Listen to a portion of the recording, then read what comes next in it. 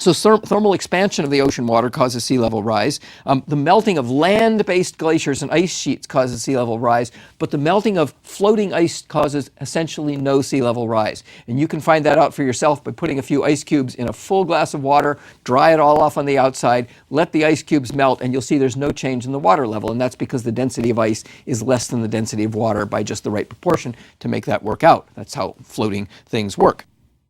So land-based ice melting causes sea level rise. Floating ice does not cause sea level rise, although it does cause other changes that I'll mention. There are some other contributions. For example, melting of permafrost probably causes sea level rise. And we humans alter the water cycle in ways that are actually quite significant. When we mine water out of underground aquifers, and mining is really the right word for that non-renewable resource, when we mine water from underground aquifers and let it flow through surface waters to the ocean, that contributes to a rise in sea level. When we build dams that block water and keep it from going to the sea and it gets evaporated instead, there we lower sea level, and those effects are small, but they're significant. And again, this is a complicated subject. For example, Antarctica, I mentioned earlier, its interior is a cold, dry desert. Any precipitation that falls on Antarctica is locked up as ice for a long time, and it would take a really large temperature change to start melting anything in interior Antarctica. And therefore, if global warming causes more precipitation, one effect will be to remove water from the oceans and deposit it onto central Antarctica. That's not a huge effect, but it's enough to counter some of the increase in sea level caused by some of these other effects I've mentioned. So again, the climate system is subtle. So the 20th century, as I said, saw a rise in sea level of about 1 to 2 millimeters per year. That's about 1/2 to 1 inch every decade.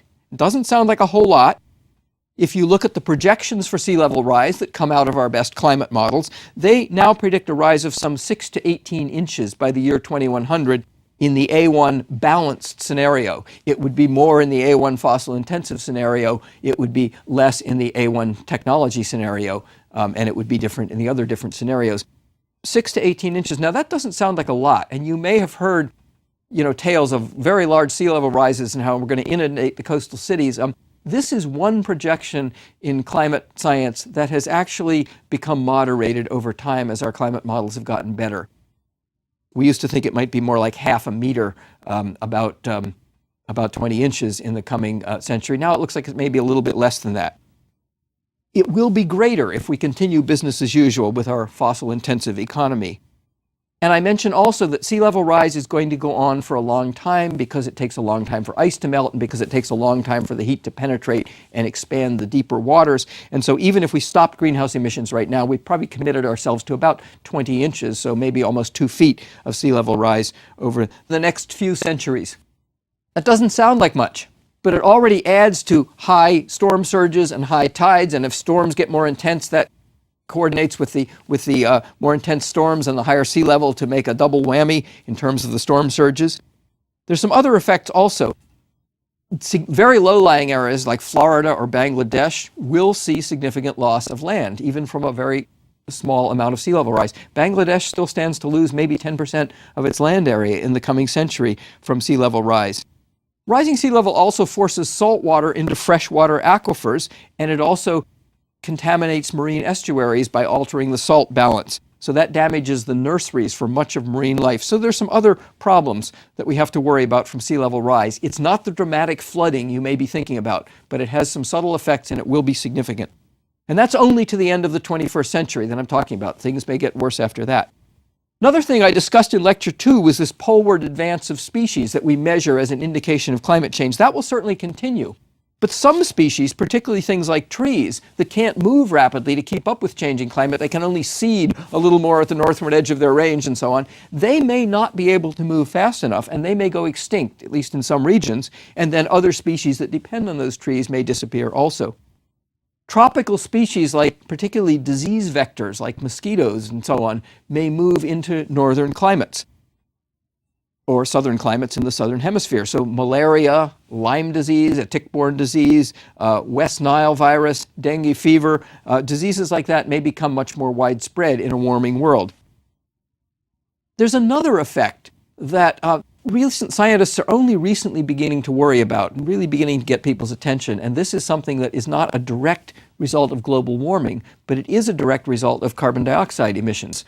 anthropogenic carbon dioxide emissions. I've mentioned that about half the carbon dioxide we put into the atmosphere doesn't stay there but ends up in the soils and the oceans. And that which ends up in the oceans changes the acidity of the ocean waters because carbon dioxide dissolves in water to make a mild acid.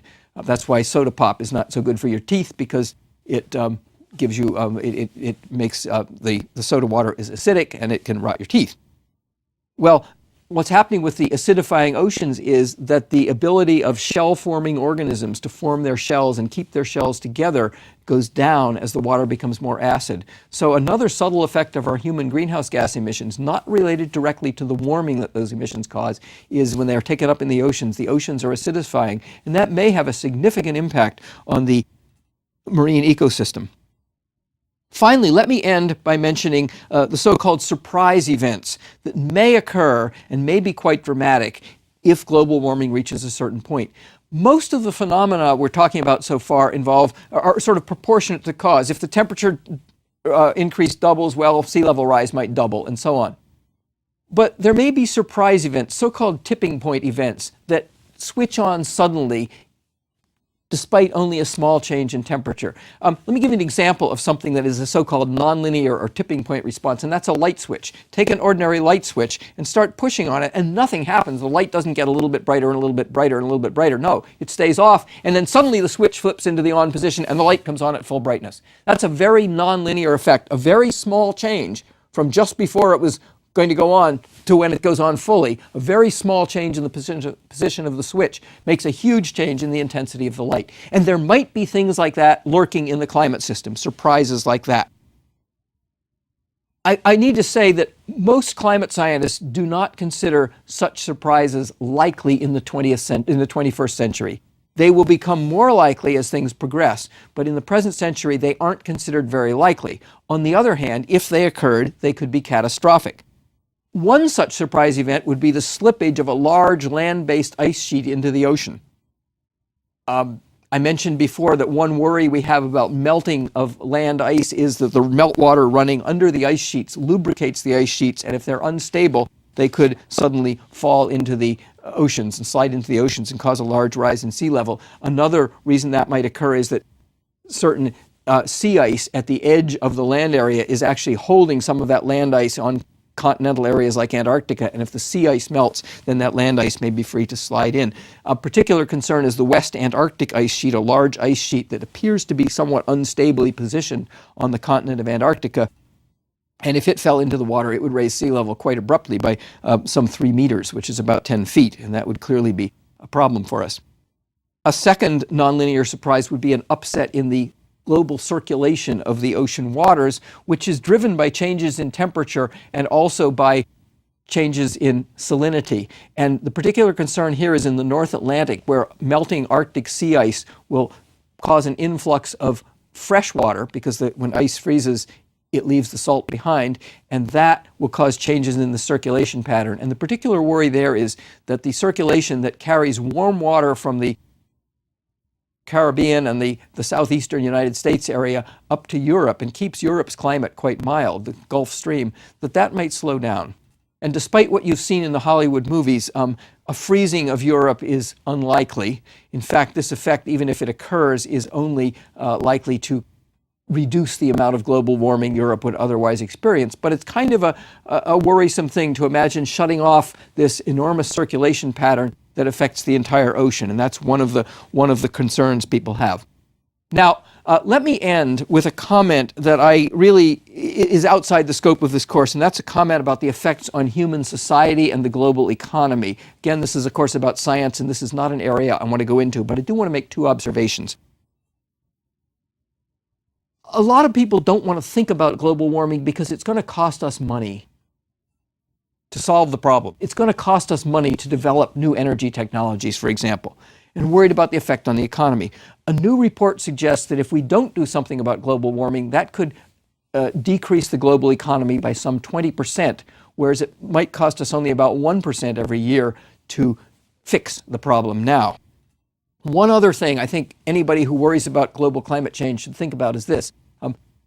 Countries like the United States are better positioned to adapt to the changing climate. They're also largely the countries that are causing the problem.